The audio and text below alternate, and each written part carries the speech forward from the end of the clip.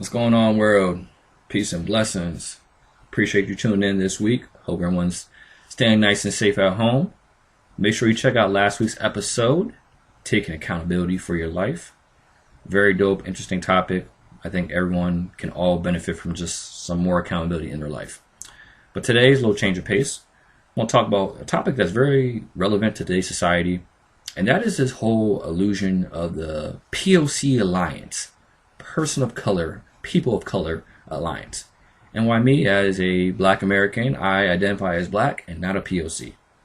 So I definitely want to start by saying the term POC basically denotes anyone that's not a white American. So anyone that's like black, brown, or yellow, and some ethnicity or some minority group is a person of color. And I'll start by saying, yes, I'll concede that as all not non-white Americans, we may face some racism and discrimination in this country for just simply not being white. And that's due to white supremacy and racism. Bet. With that being said, I understand as well the black American experience in this country has been something very unique and distinct like none other. And to necessarily group us all in together under the umbrella, I think takes away from that aspect, in fact. Also, I think it's very important to point out that, racism isn't something that's just white people invented. In fact, many of those other minority groups and ethnicities have been just as racist and discriminatory and oppressive towards black people on a global perspective throughout history, currently in the United States. So just because someone's not white doesn't mean that they're pro-black or not racist. I think at times like we've lived in this society now where we think that like only white people can be racist, only like Trump supporters can be racist, and it takes away from the fact that no, a lot of other groups can be racist. Just not racist to white people, but they're racist to black people. Okay, and that's the big thing in which kind of gets swept under the rug, which is kind of racist itself. So again, the term POC I think has really become a political term in charge, and especially I see with like the Democrats and left and liberals, they use the term a lot because they historically have been the group of the minorities, right? And anytime there's an issue or topic that affects some type of minority group or some aspect, oftentimes this term POC is used just a kind of vague umbrella term in which you can kind of garner in all different minority groups to champion behind it. And I think at times that I've seen, especially over the past several years, been a lot of some, controversial topics or issues, right, that may have impacted other minority groups, such as like the travel ban or building the wall or DACA or legal immigration, right? And black people oftentimes have been some of the main proponents and vocal, outputs against these things. However, these topics don't actually really impact black people at all. They may impact other minorities, but not black people. Now, I'm not saying that just because it doesn't impact black people that we have to ignore it, you can't have empathy or you can't have compassion. I'm not saying that at all, right? As an American, as a human, you can always have compassion and empathy, right? However, I think the black people get exploited because we're used as the main cheerleaders for these events. However, when there's issues and things facing the black community, that energy is not reciprocated. And that's the problem.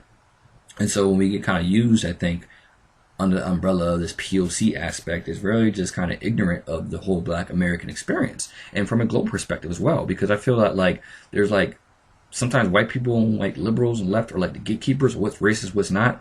And it's like, if they can't blame Republicans somehow for it, then it doesn't matter if it's racist. And same thing with Republicans, conservatives. Like, they don't think racism exists unless when it's to blame Democrats. The Dems are true racists. Like, come on, y'all full of crap.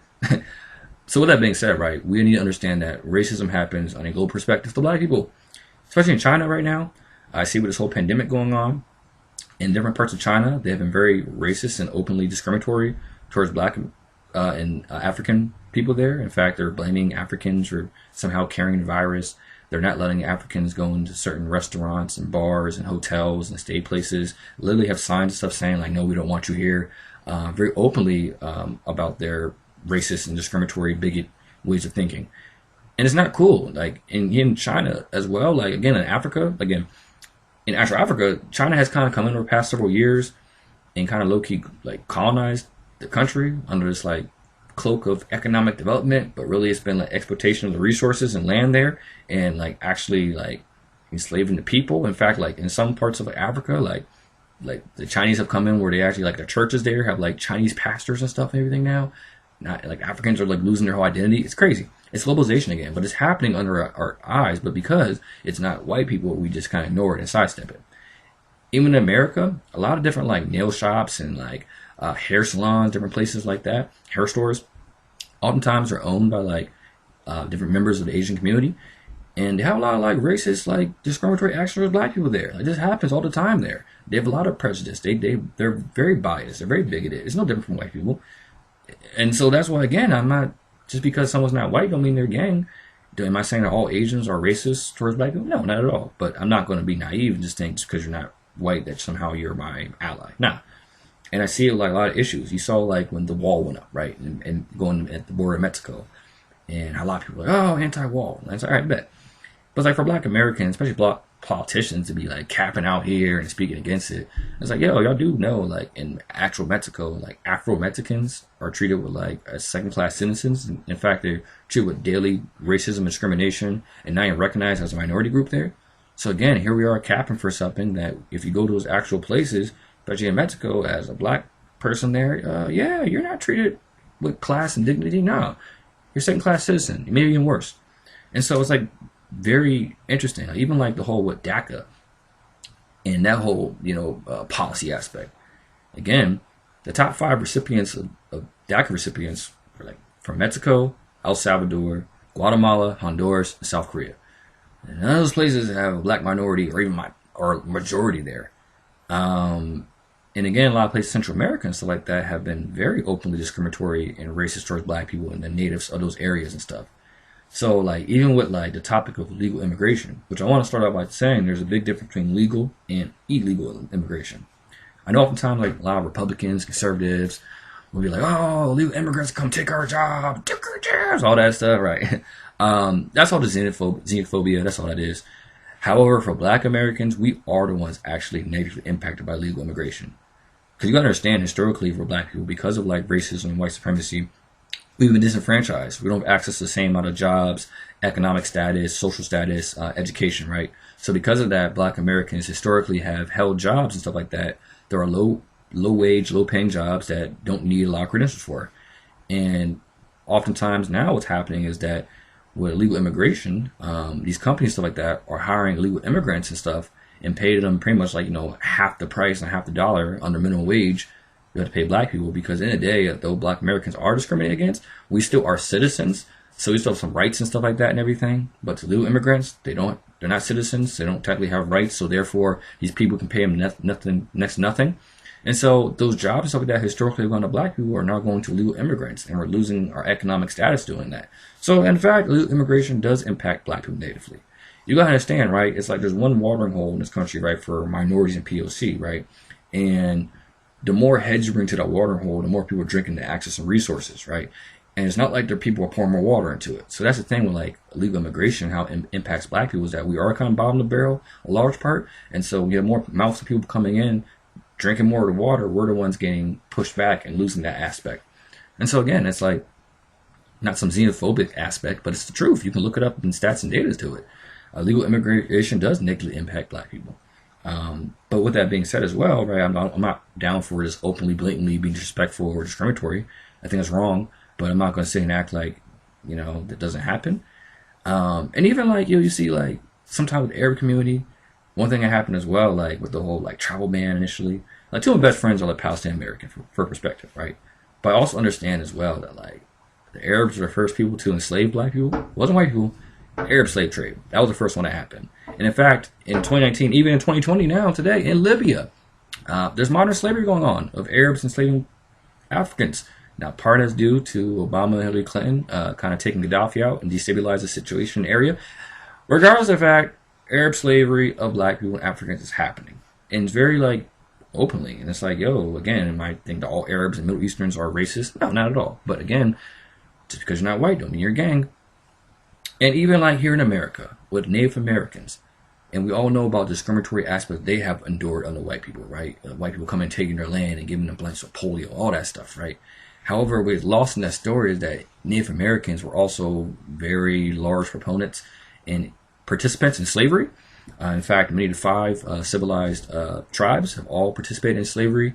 They were open enthusiasts to it, and did it for the same reason as white people. They thought that black people were subservient and somehow beneath them, and that they wanted to be on the same level as white people. They knew 100% what they were doing. They weren't tricked into it. They knew it was wrong, and they went ahead and did it. So again, that's why a lot of those like reservations and casinos and stuff like that kind of got their economic push. It wasn't a stimulus check. It was kind of, owning slaves. So again, I think it's very important to keep all that stuff in mind as well. That like just because someone again is not white doesn't mean that you're automatically your ally, especially the black community. We're facing this on a global perspective. And for myself, that term POC, I think oftentimes even for like black women, they get put in this term, this WOC, woman of color, and black women get put into that as well. And I don't like that, just because black women, I know especially, have some of the most unique and downtrodden experience in this country, just from being women. They face a lot of discrimination, and then black women as well. And so for y'all to try to put black women experience all in one box like everyone else that they all know what they've been through, it's disgusting in my opinion, and takes away from the fact that the black American experience is very unique in this country, and it's something that we need to understand and recognize. So again, you can have empathy and compassion just like anyone else in this country or world, right? But black Americans need to understand, though, we don't have any true allies. We can have coalition building. We have people that have some commonalities as us at times, right? But to blindly just think that we're all in this together is not the case at all. We're being held back and impacted negatively from a global perspective all around the world. So the quicker we open our eyes and realize that all these people are not our allies, we stop being used, stop being exploited and stuff like that. We got to get ours. We have that community base and start building amongst each other. We'll have true community growth. So let's keep open-minded to that as well. For anyone listening who might have not known that a lot of other ethnicities and groups are racist towards black people, do some history, do your Googles. It's out there. And just because white people don't talk about it or say it's not racist doesn't mean it doesn't exist or it's not racist. So keep an open mind, keep doing your research, and do your Googles. Appreciate you tuning in today. Stay tuned next week's episode. Until then, stay tuned, stay hip, stay connected. Peace.